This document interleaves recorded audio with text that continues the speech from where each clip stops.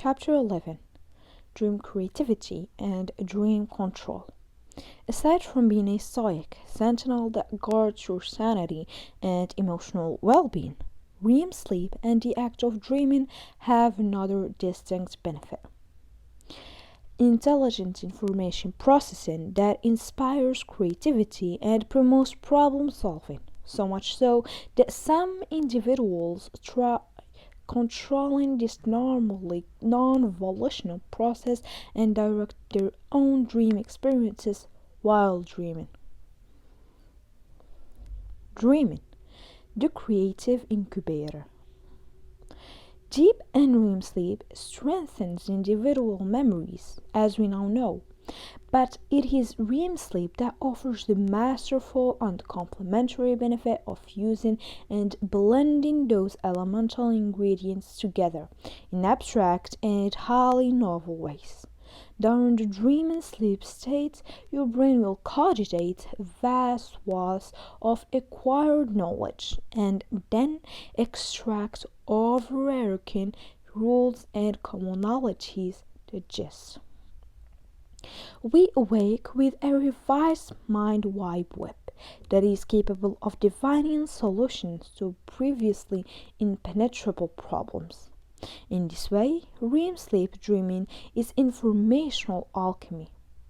From this dreaming process, which I would describe as IDCVIA, have come some of the most revolutionary leaps forward in human progress.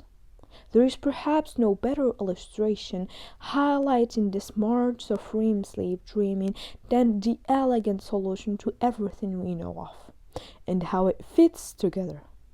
I am not trying to be obtuse, rather I am describing the dream of Dmitri Mendeleev on February 17, 1869, which led to the periodic table of elements, the sublime ordering of all known constituent building blocks of nature.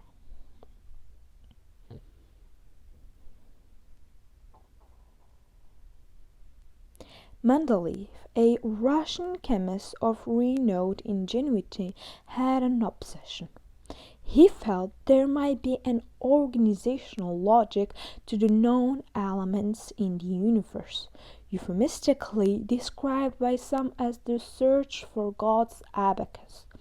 As proof of his obsession, Mendeleev made his own set of playing cards, with each card representing one of the universal elements and its unique chemical and physical properties. He would sit in his office, at home, or on long train rides, and maniacally deal the shuffled deck down onto a table, one card at a time, trying to deduce the rule of all rules that would explain how this ecumenical jigsaw puzzle fit together. For example, he pondered the riddle of nature for years, he felt. After allegedly having not slept for 3 days and 3 nights, he'd reached a crescendo of frustration with the challenge. While the extent of sleep deprivation seems unlikely, a clear truth was Mendeleev's continued failure to crack the code. Succumbing to exhaustion, and with the elements still swirling in his mind and refusing organized logic, Mendeleev lay down to sleep. As he slept, he dreamed, and his dreaming brain accomplished what his wakening dream was incapable of. The dream took hold of the swirling ingredients in his mind and, in a moment of creative brilliance, snapped them together in a divine grid, with each row, period, and each column group having a logical progression of atomic and orbiting electron characteristics, respectively. In Mendeleev's own words, I saw in a dream a table where all the elements fell into place as required. Awakening, I immediately wrote it down on a piece of paper. Only in one place did a correction later seem necessary. While some contest how complete the dream solution was, no one challenged the evidence that Mendeleev was provided a dream-inspired formulation of the periodic table. It was his dreaming brain, not his wakening brain, that was able to perceive an organized arrangement of all known chemical elements. Leave it to REM sleep dreaming to solve the baffling puzzle of how all constituents of the known universe fit together, an inspired revelation of cosmic magnitude. My own field of neuroscience has been the beneficiary of similar dream fueled revelations. The most impactful is that of neuroscientist Otto Lowy. Lowy dreamed of a clever experiment on two frogs' hearts that would ultimately reveal how nerve cells communicate with each other using chemicals, neurotransmitters, released across tiny gaps that separate them, synapses, rather than direct electrical signaling that could only happen if they were physically touching each other. So profound was this dream implanted discovery that it won Louis a Nobel Prize. We also know of precious artistic gifts that have arisen from dreams. Consider Paul McCartney's organization of the songs Yesterday and Let It Be. Both came to McCartney in his sleep. In the case of Yesterday, McCartney recounts the following dream-inspired awakening while he was staying in a small attic room of his family's house on Wimpole Street, London, during the filming of the delightful movie Help. I woke up with a lovely tune in my head. I thought, that's great, I wonder what that is. There was an upright piano next to me. To the right of the bed by the window, I got out of bed, sat at the piano, found F sharp minor seventh, and that leads you through then to B, to E minor, and finally back to E. It all leads forward logically. I like the melody a lot, but because I dreamed it, I couldn't believe I'd written it. I thought, no, I've never written anything like this before. But I had, which was the most magic thing. Having been born and raised in Liverpool, I am admittedly biased toward emphasizing the dreaming brilliance of the Beatles. Not to be outdone, however, Keith Richards of the Rolling Stones has arguably the best sleep-inspired story, which gave rise to the opening riff of their song Satisfaction. Richards would routinely keep a guitar and tape recorder at his bedside to record ideas that would come to him in the night. He describes the following experience on May 7, 1965. After having returned to his hotel room in Clearwater, Florida, following a performance that evening. I go to bed as usual with my guitar, and I wake up the next morning and I see that the tape is run to the very end. And I think, well, I didn't do anything. Maybe I hit a button when I was asleep. So I put it back to the beginning and pushed play, and there, in some sort of ghostly virgin, is the opening lines of Satisfaction. It was a whole verse of it, and after that there's 40 minutes of me snoring. But there's the song in its embryo, and I actually dreamt the damn thing. The creative muse of dreaming has also sparked countless literary ideas and epics. Take the author Mary Shelley, who passed through a most frightening dream scene one summer night in 1816, while staying in one of Lord Byron's estates near Lake Geneva, a dream she almost took to the waking reality. That dreamscape gave Shelley the vision and narrative for the spectacular Gothic novel Frankenstein. Then there is the French surrealist poet Saint-Paul Bou, who well understood the fertile talents of dreaming. Before retiring each night, he is said to have hung a sign on his bedroom door that read, "Do not disturb, poet at work."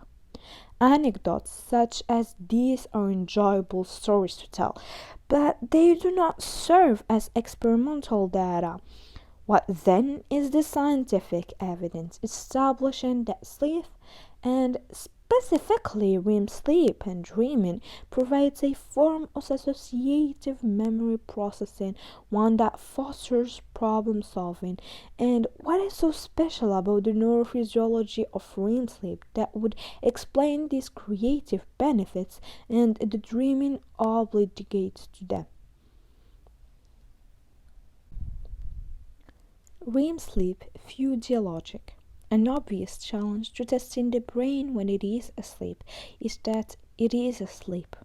Sleeping individuals cannot engage in computerized tests nor provide useful responses. The typical way that cognitive scientists assess the workings of the brain, short of lucid dreaming, which we will address at the end of this chapter. Sleep scientists have been left wanting in this regard. We have frequently been resigned to passively observing brain activity during sleep, without ever being able to have participants perform tests while they are sleeping. Rather, we measure waking performance before and after sleep and determine if the sleep stages of or dreaming that occurred in between explains any observed benefits the next day. I and my colleague at Harvard Medical School, Robert Stickgold, designed a solution to this problem, albeit an indirect and imperfect one. In Chapter 7, I described the phenomenon of sleep inertia, the carryover of the prior sleeping brain state into wakefulness in the minutes after waking up. We wondered whether we could turn this brief window of sleep inertia to our experimental advantage, not by waking subjects up in the morning and testing them, but rather by waking individuals up from different stages of NREM sleep and REM sleep throughout the night.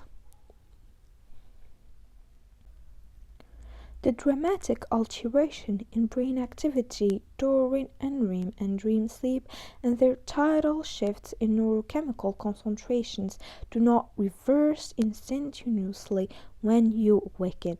Instead, the neural and chemical properties of that particular sleep stage will linger, creating the inertia period that separates true wakefulness from sleep, and lasts some minutes. Upon enforced awakening, the brain's neurophysiology starts out far more sleep-like than wake-like, and with each passing minute, the concentration of the prior sleep stage from which an individual has been woken will gradually fade from the brain as true wakefulness rises to the surface. By restricting the length of whatever cognitive test we performed to just 90 seconds, we felt we could wake individuals up and very quickly test them in this transitional sleep phase. In doing so, we could perhaps capture some of the functional properties of the sleep stage from which the participant was woken, like capturing the vapors of an evaporating substance and analyzing those vapors to draw a conclusion about the properties of the substance itself. It worked. We developed an anagram task in which the letters of real words were scrambled. Each word was composed of 5 letters, and the anagram puzzles only had one correct solution. For example, OSEOG equal goose. Participants would see the scrambled words one at a time on the screen for just a few seconds, and they were asked to speak the solution if they had one before the time ran out and the next anagram word puzzle appeared on the screen. Each test session lasted only 90 seconds, and we recorded how many problems the participants correctly solved within this brief inertia period. We would then let the participants fall back asleep.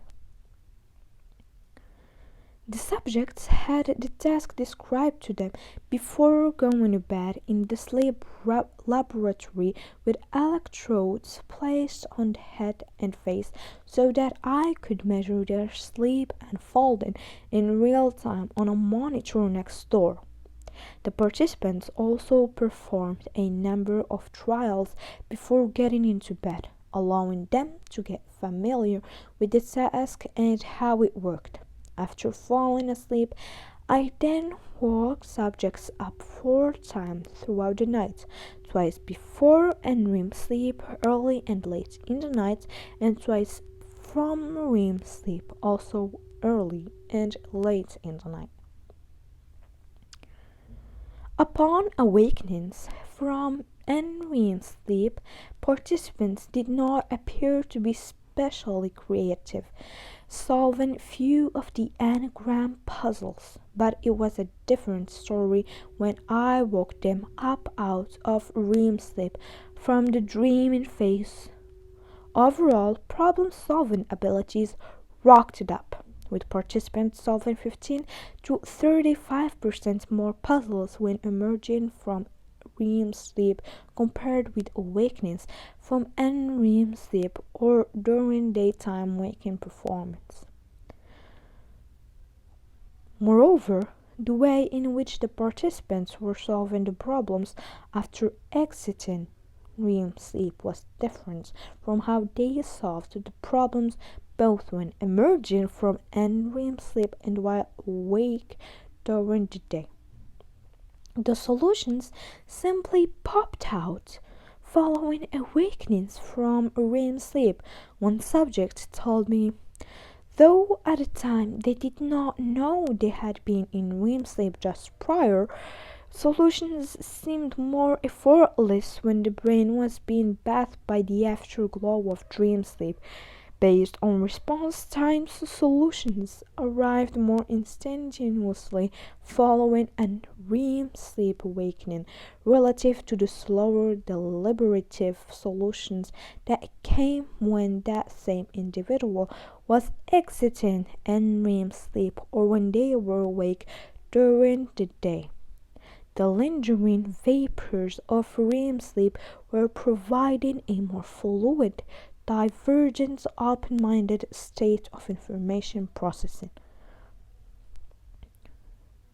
Using the same type of experimental awakening method, Gold performed another clever test that reaffirmed how radically different the REM sleep dreaming brain operates when it comes to creative memory processing. He examined the way in which our source of related concepts, also known as semantic knowledge, function at night. It's the semantic knowledge, like a pyramidal family tree of relatedness that fans out from top to bottom in order of relatedness strength. Figure 14 is an example of one such associative web plucked from my own mind regarding UC Berkeley, where I am a professor. Figure 14, example of a memory association network. UC Berkeley, California Sun and Beach, or Quake Tsunami Ocean. Courses, Graduate Job Money, or Academy Knowledge Advance. Sports, Football, Stanford Rivalry. Using a standard computer test, Gold measured how these associative networks of information operated following NREM sleep and REM sleep awakenings and during standard performance during the waking day.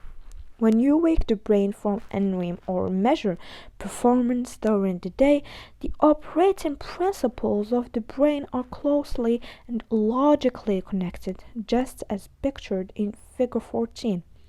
However, wake the brain up from REM sleep and the operating algorithm was completely different. Gone is the hierarchy of logical associative connection.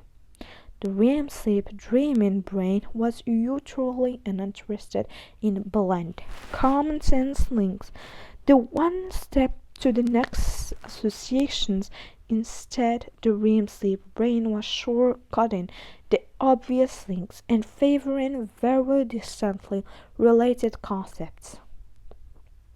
The logic guards had left the REM sleep dreaming brain wonderfully eclectic lunatic were now running the associative memory asylum.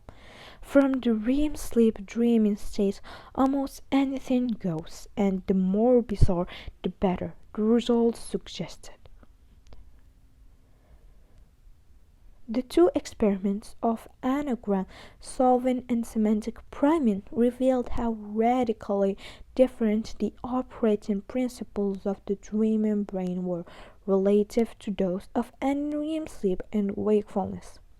As we enter REM sleep and dreaming takes hold, an inspired form of memory mixology begins to occur.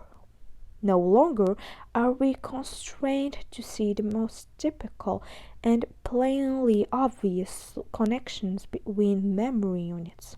On the contrary, the brain becomes actively biased towards seeking out the most distant, non-obvious links between sets of information. The widening of our memory aperture is akin to peering through a telescope from the opposite end. When we are awake, we are looking through the wrong end of the telescope if transformational creativity is our goal. We take a myopic, hyper-focused, and narrow view that cannot capture the full informational cosmos on offer in the cerebrum. When awake, we see only a narrow set of all possible memory interrelationships. The opposite is true. However, when we enter the dream state and start looking through the other correct end of the memory surveying telescope, using the wide-angle dream lens, we can apprehend the full constellation of stored information and their diverse combinatorial possibilities, all in creative servitude. Memory melding in the furnace of dreams. Overlay these two experimental findings onto the dream-inspired problem-solving claims such as those of Dmitry Mendeleev, and two clear scientifically testable hypotheses emerge. First, if we feed a wakened brain with the individual ingredients of a problem, novel connections and problem solutions should preferentially, if not exclusively, emerge after time spent in the REM dreaming state relative to an equivalent amount of deliberative time spent awake. Second, the content of people's dreams, above and beyond simply having REM sleep, should determine the success of those hyper-associative problem-solving benefits. As with the effects of REM sleep on our emotional and mental well-being explored in the previous chapter, the latter would prove that REM sleep is necessary but not sufficient. It is both the act of dreaming with the associated content of those dreams that determine creative success. That is precisely what we and others have found time and again. As an example, let's say that I teach you a simple relationship between two subjects, A and B, such that A should be chosen over object B. Then I teach you another relationship, which is that object B should be chosen over object C, two separate isolated promises. If I then show you A and C together and ask you which you would choose, you would very likely pick A over C because your brain made an inferential leap. You took two pre-existing memories and by flexibly interrelating them, came up with a completely novel answer to a previously unasked question. This is the power of relational memory processing, and it is one that receives an accelerated boost from REM sleep.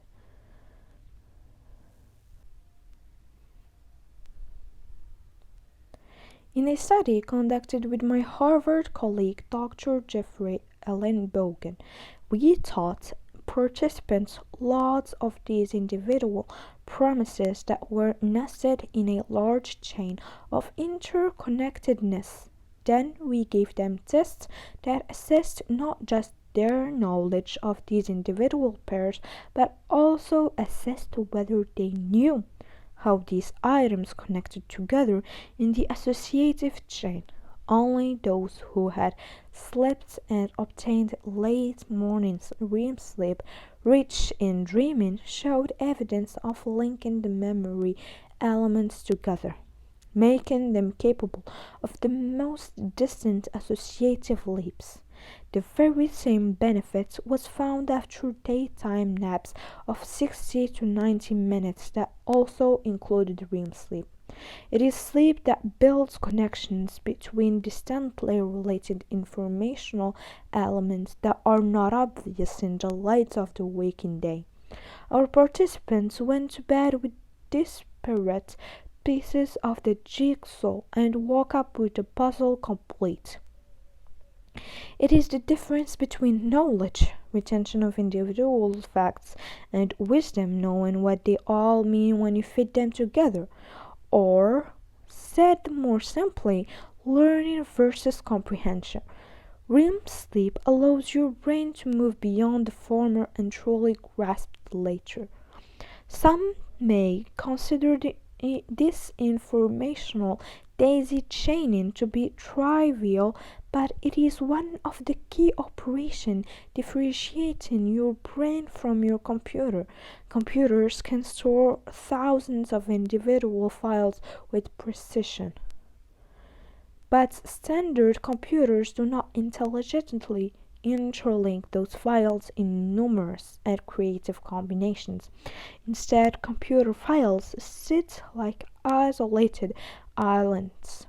Our human memories are, on the other hand, richly interconnected in webs of associations that lead to flexible predictive powers. We have REM sleep and the act of dreaming to thank for much of that inventive hard work.